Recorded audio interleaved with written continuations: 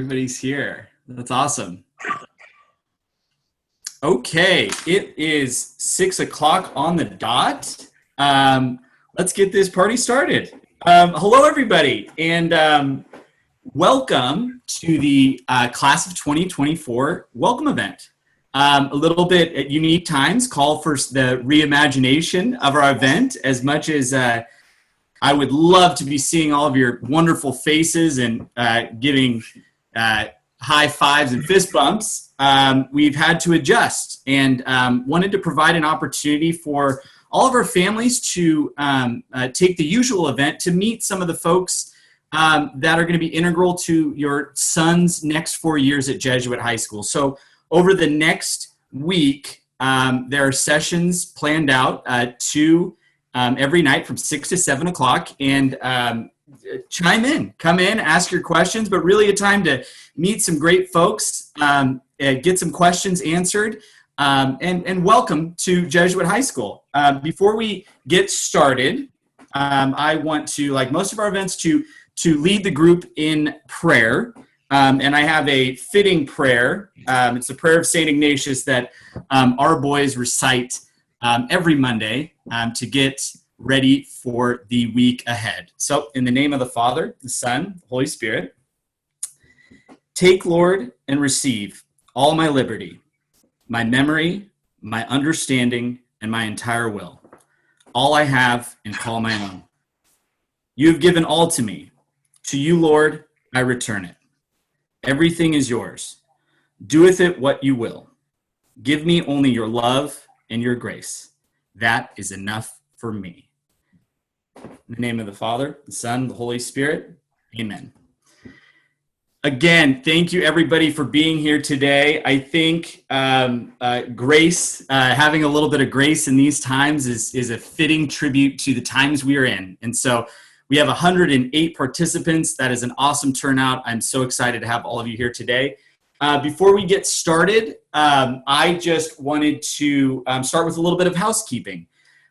This welcome event is usually a one-day event, but we've spread it out into 5 days, each day with 2 different sessions to, again, talk to some folks here on campus that your sons will get to know and love over the next 4 years in different departments. So there's a Q&A section that's open for you guys to ask some questions to the different people in the different departments as we go through these sessions. So feel free to, if you have any questions while we're going, to put those in there. We'll try to address as many as we can, knowing that there's another session right after this and we'll have to shift right on over. But please answer those questions and know that if there's any questions that are left undone, everything here will be recorded and we'll have that opportunity at the end of the week. We'll address some of those questions on our Class of 2024 welcome page. So all about getting to know some folks, welcoming, and asking questions. I have one more thing that was brought to my attention. The Loyola Guild let me know today that for the next 20 days, they have a sale in the Marauder Cove. So 20% off for 20 days. I wanted to mention that a great opportunity to buy some stuff from the Marauder Cove that you can find at Shop Jesuit on the website. And we'll also link all of that stuff to you guys and make sure you guys are informed and ready to go.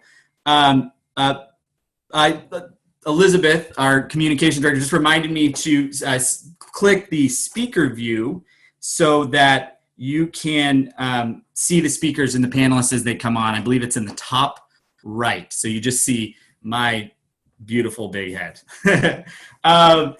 So without further ado, our first speaker tonight is our principal, Dr. Mike Wood, and I'm going to pass it along to you. Mike, take it away. Thank you, Mr. Ramos. I share my welcome to all of you, the families of the class of 2024, and it is a pleasure being with you and a pleasure to welcome you and help guide you into starting Jesuit High School. This is my 6th year as principal, starting year number 6. I'm a member of the class of 1999. Prior to being a Jesuit, I was at Loyola High School in Los Angeles, for 12 years as a teacher and a coach and the dean of students there. So this is my 18th year in Jesuit secondary education, and I can tell you that this is by far the strangest year that I've had as a teacher, a coach, and as an administrator. Obviously, the circumstances of our world have changed everything, but I would also say that what we experienced in the fourth quarter of last year shows that Jesuit High School in Sacramento is certainly able to accomplish this transition, this adaptation, as well as any school that I'm aware of. So that being said, I like to reiterate on a webinar like this that I can't see any of the participants, which is awkward both from a presentation point of view, but I also want to say it's also kind of sad, right? It's sad that we can't be together. And just know that we at Jesuit High School share in that sadness with all of you that we can't be physically together, but we're working on it. We're working very hard to bring everyone back to school in August. So one of the things I wanted to share with you is one of the tools that we're going to use to help return us to campus. So you're going to bear with me here for a second. One of the things that we know about the return to campus is that we will need to have an option for families and students who need to learn from home. We know that's going to be the case no matter what. So that presents a challenge and an opportunity, right? The challenge is how do we allow that to happen without overburdening our teachers that have to teach to an in-person audience and to a stay-at-home audience. But we have a plan for that. I'm going to try and show you the plan that we've come up with. So what I've just changed to is a camera that we're going to have in every single classroom. And this camera is a preset camera with a microphone that allows us to present a class that will synchronistically take place in person and will take place at home. This is one of the camera settings. So if you were at home and you logged on, you would see this. You would see actually a little bit more of the classroom when we mount the camera, and probably half of the desk in the room for social and physical distancing. But you'd be able to feel like you were here in the classroom. As the teacher is doing his or her work, the teacher might say, I want to have something a little bit more personal with you, right? I want to be able to kind of talk directly to you so we can zoom in on this particular teacher and they can address the class directly. Now you'll notice that the teacher who's in this classroom is shorter than I am, so their preset has a little bit different. We can zoom out a little bit, and the teacher can present to the students and talk about the next important thing that's happening in that particular class. At the same time, effortlessly, the teacher can say, I want to present on the board, right? There's something I want to write on. So we can zoom into a part of the board and get more detailed and present material. At the same time, I have more information I want to present. I can hit a button. I can go to this side of the board and present new material at all times. So students can be both here physically and in person. And then the teacher is free. I'll move back to my podium view. The teacher is then free to be able to do the teaching in a way that isn't so muddled and fragmented by at-home and in-person learners. This particular tool gives us, excuse me, my short teacher here, zoom out for him. This particular tool gives us freedom to do this work in ways that I think will be incredibly beneficial to our learners and giving our families the options that they're going to want when returning to campus in August. It's just one tool. There's many other tools that we're going to use, but I thought I would share this one. I spent about a half hour playing with this today and was able to figure it out. So I feel if I can figure this out in a half hour, our teachers can figure this out in the months that we have to prepare. So a little exciting for me, but I thought I would share that with you. Let's just go to the classroom view and get back to our classroom. Maybe I didn't figure it out. There we go. So, like many folks in the COVID-19 world, we've had some time on our hands, time that we didn't usually have. I wasn't at swim meets or coaching my kids' teams. I got to be home for some weekends. And I found some things that I want to share with you that I think are pertinent to what's going on. So I remember as I was a freshman in high school, and I was considering Jesuit high school and beginning to prepare to go to Jesuit high school, that is, I was nervous. I was nervous about what high school had to offer, what it meant to be at this new campus, this larger space. I was nervous. And I want to prove that to you right now. It's not just a story. I'm going to screen share with you just what I found when I was cleaning out my garage in the time that I had with COVID-19. Is an old ID picture of your principal, Michael Wood, at the beginning of his Jesuit high school experience. You can see in there that just helpless gaze into nothing, as I had no idea what I was getting myself into, and the nervousness, anxiety, and fear that every high school student has when coming to Jesuit. We all have it. But what I also found was this. I also found that it didn't take long to move from that guy to that guy. Just a year later, I became the happy, engaged, comfortable student that I wanted to be and that Jesuit wanted for me to be. A lot of us start like that. That's okay. That's okay. We end up like this. And our goal in this process is leading you on a journey that gets you to a place of happiness, of joy, and of comfort in your learning environment. So we'll go back toward the camera here. So what we're doing in these sessions that Mr. Ramos has organized for us is to begin guiding you step by step into the process of being a Jesuit high school student. Not just to the students, right? It's to the parents as well. This is a new journey for many of you. I shared the story with all the incoming families that my first day as principal on campus, I came here early, fired up to get going. I had my keys, and it was July 1st, and I get to the main office, and I realize I don't know the alarm code. I don't know how to get into the building. And so I'm standing outside as these summer school teachers come in, don't recognize me, and I'm asking them if they would give me the alarm code. And you can imagine them looking at me with skepticism saying, no, I don't think I can, stranger on this campus. And I realized this is going to be a problem. This is my first day of work, and already the first reaction is he's a stranger trying to break into the main office. So eventually I found when I recognized, and they helped me get into the building, and I got to begin my work. And I share that story because it's not just about students experiencing a transition into something new and unknown, which can cause fear and anxiety. The adults, you're part of this too. You're part of the fabric of Jesuit high school, and you're coming in to a place where you might feel some anxiety as well. Just know that we're with you.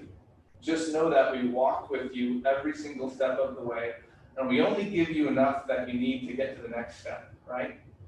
So when you walk onto this campus, when you walk into these buildings, you'll know that alarms don't go off. And we're going to spend this week and the next few months giving you little by little to get you ready for August to begin a healthy and a safe and a robust academic year. So again, I think we are in a great space. The class of 2024 has 70 to 80 schools represented, and they're coming from different places and coming together as one in the Jesuit high school family. So that's just one way of saying you're in good hands, and you're in good hands with folks who appreciate what we're going through, appreciate you, and want to make sure that this journey that we all take together is one that you enjoy. For some housekeeping, I will say that the Thursday updates that we give that you should all now be getting, one, if you're not getting them, please contact our registrar's office to make sure your contact info is updated, because that information is really guiding us from week to week. The Thursday message that's going out this week is going to be a pretty heavy message, right? It's going to provide the framework for our return, what the schedule looks like, how we're going to integrate this in-person and stay-at-home option that we have for families and then for students to choose from. So really pay attention to that. All the messages pay attention to, but Thursday begins to help you paint that picture of what school is going to look like. So I encourage you to take a look and ask those questions that you need to. At Jesuit High School, as I told the Marauder Seminar students and their families, at Jesuit High School, questions are a sign of strength, not a sign of weakness. questions mean you're engaged, that you care, you're insightful, and we learn from your questions. So at that point, it's hard to get any nonverbal cues from the audience right now because I can't see you. But at this point, I would love to spend the balance of our time taking any questions that you have. I know Mr. Ramos will help me moderate that particular process. And I can answer what I can at this point, and I can certainly tell you what I can't answer at this point, or defer to other folks in our speaker series. So Matthew, please let me know what's going on. I'll copy that.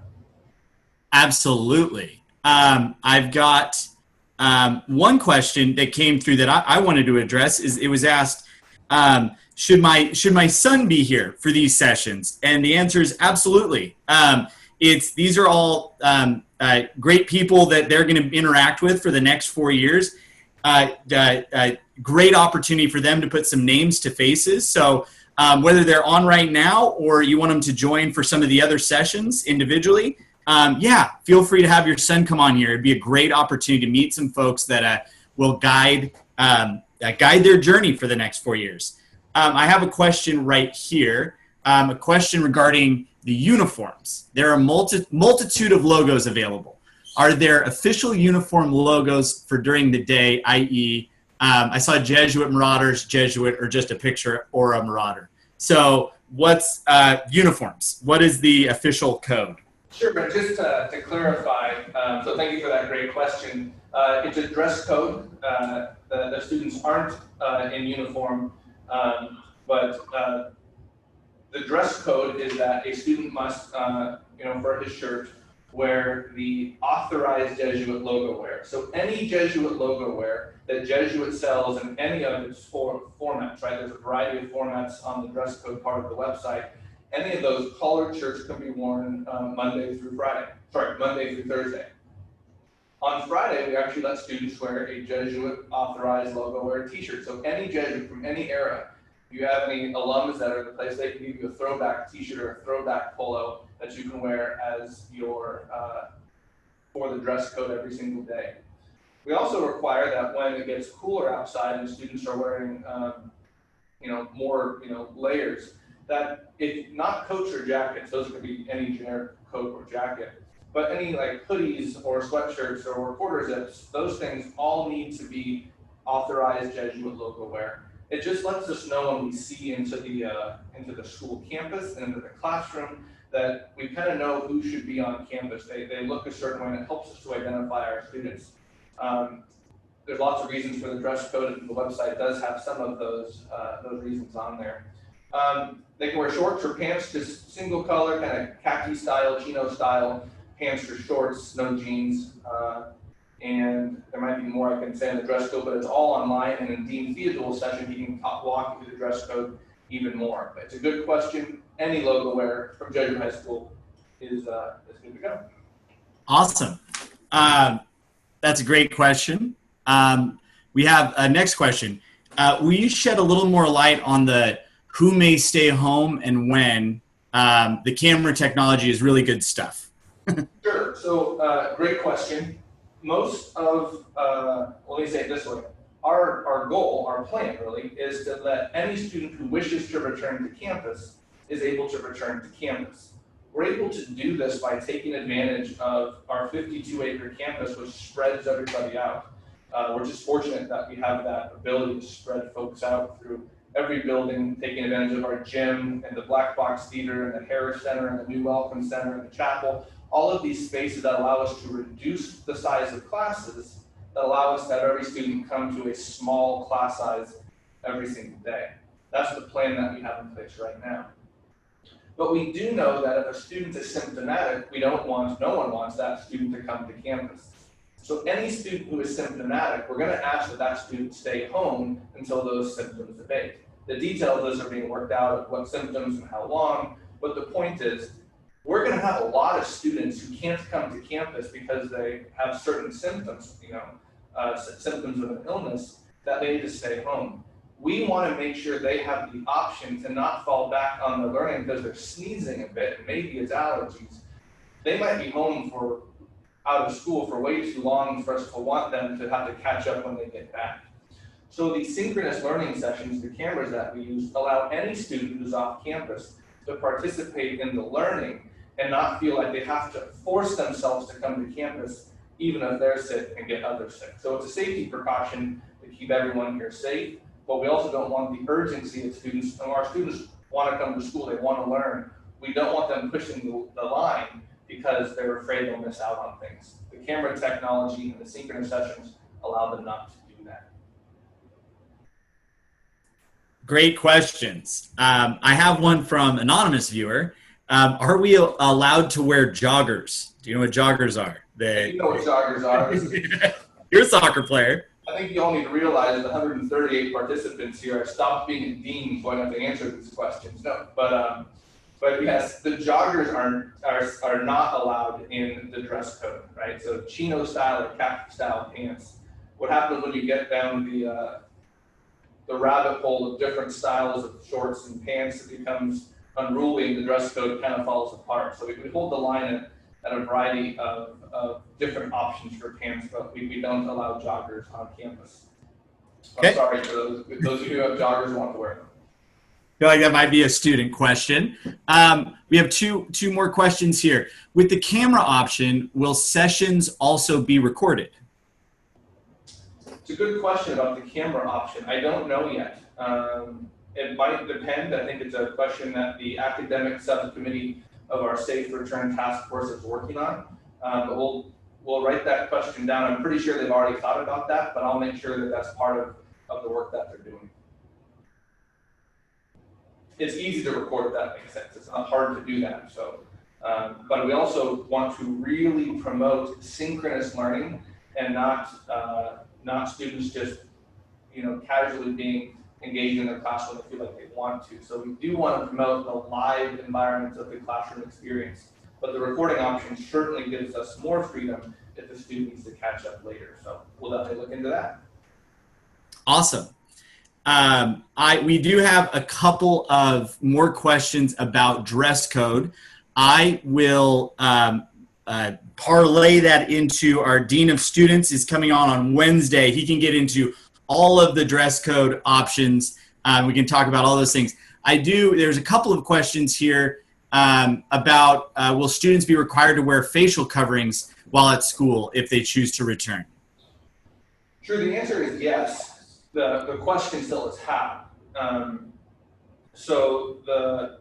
We follow all the guidance from the public health experts, especially in the Sacramento County Public Health Department. We're in constant dialogue with them. So clearly facial coverings will be a part of the daily student experience.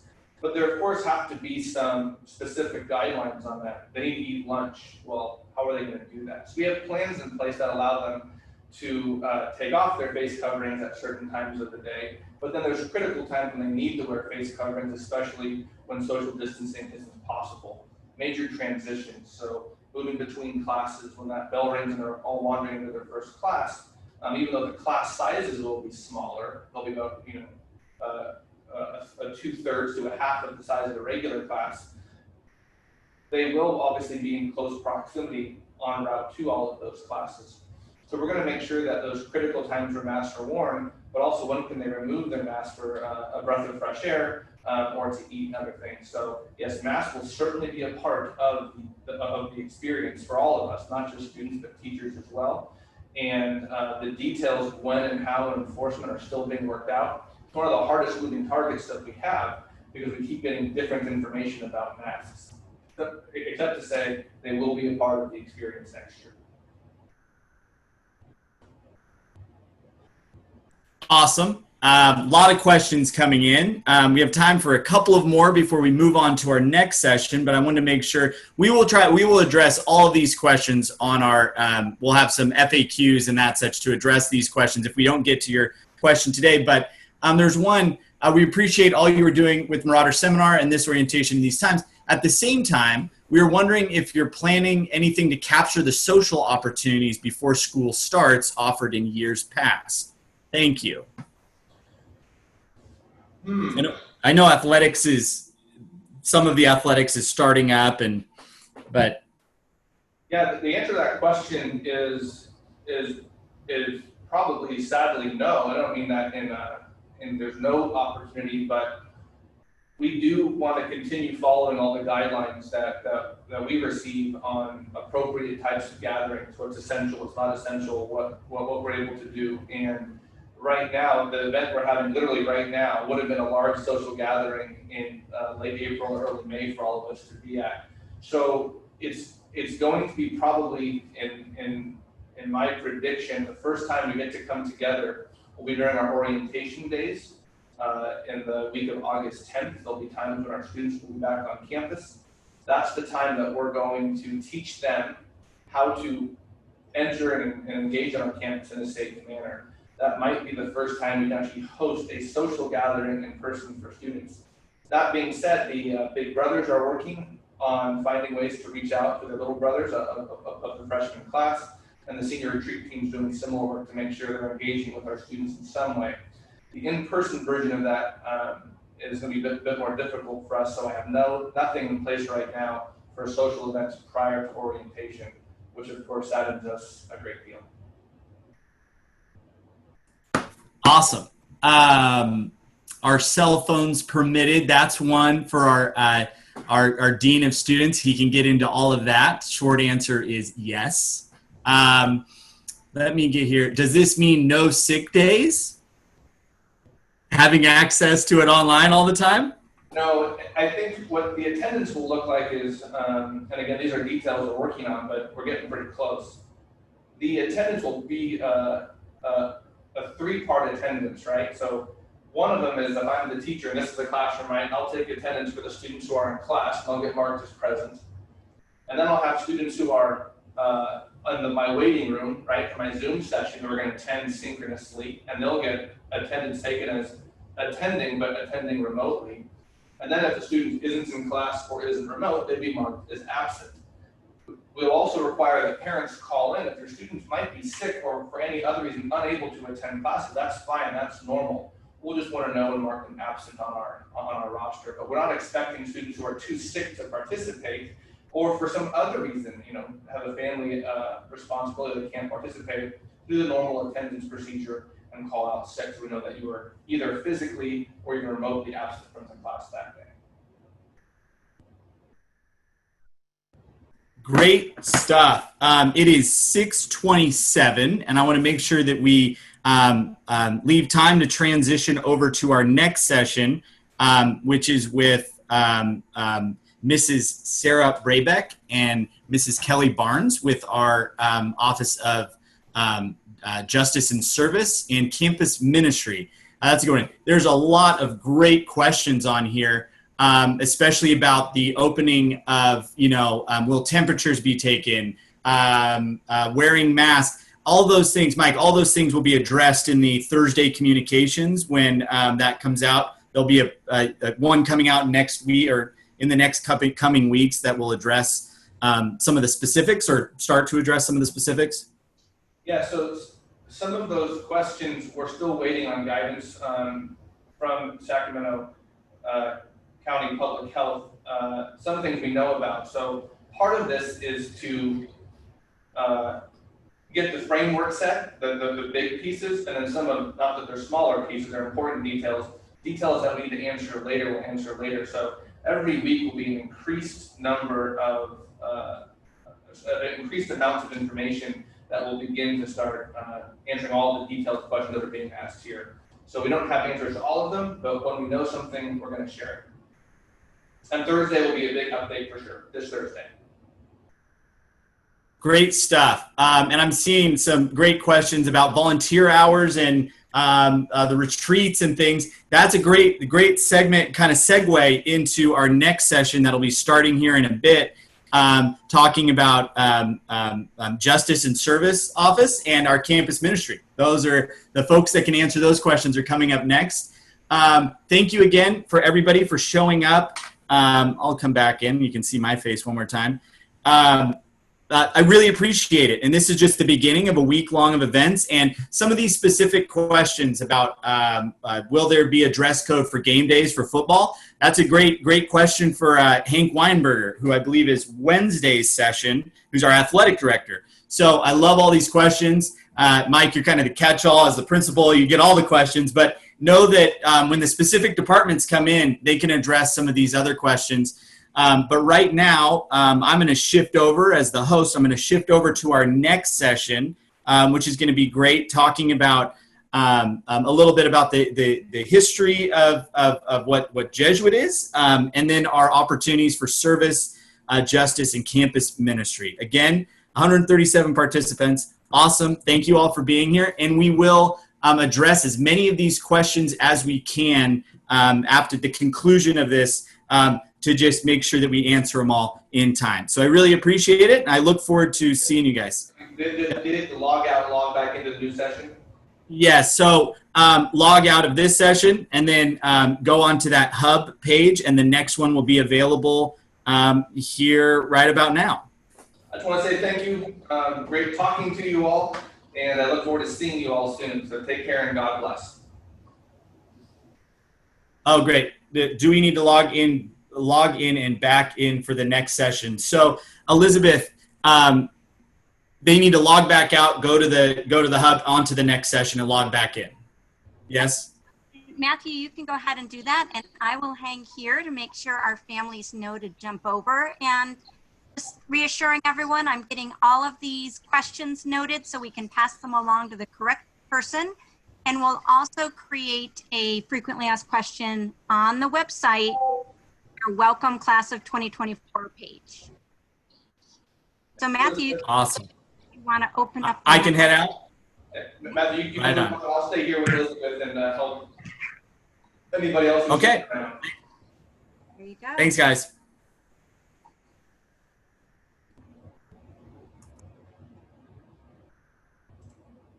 So look at our families jumping over there. We got up to about 145 logged on. So thanks as everybody's heading out. And if you have any other questions for me, then you're still on the principal session, and you're not jumping over right away. I might be here for another minute to answer any of the questions that come in now, but otherwise we'll take them offline on the frequently asked question sheet. I think we have just some sports questions, so we'll pass those on to athletics. Our volunteer hours, we'll pass those on to service. That's actually the next session because it's in regards to Christian service. And a lot of return to school are safe, responsible, and respectful return. And I know we'll be addressing that this Thursday in our Staying Connected. There's a great question by a Jesuit student being immunosuppressed. If anyone who's still watching, yes, absolutely, the Jesuit student can do distance learning to limit the exposure. So for any of the 29 are still on, they can absolutely do that. And I did mention, Mike, so you knew, Principal Wood, that we have multiple learning models. I shared some of that information with a few families because we're respecting their needs as well. All right, we're down to about 30. Our folks that are on, do you have any questions for Principal Wood? Feel free to type them in. Otherwise, we're going to sign off in just a few minutes to allow everyone to take a break for just a moment, find the login for the next session, which is campus ministry, as well as our Office of Service and Justice. I'm just saying if any of those questions, those folks are still on here that asked the question. Yep, the login, the Johnson family was asking. So on your registration portal, each session has its own little login. You can click and it'll take you right through. So a couple are those. Yes, you'll log off from here, open that little hub that was sent to you in your email, just where you found this login. You'll see the next session. It will have its login there. Aha, someone says, yes, that's right. Well, we miss seeing all of your faces. It's 6:34. We're going to log off of this one. So everybody, that's it. The final 19 participants. Thank you, Elizabeth. We'll see you soon. Okay, take care. Thanks, Principal Wood. Bye. Bye-bye.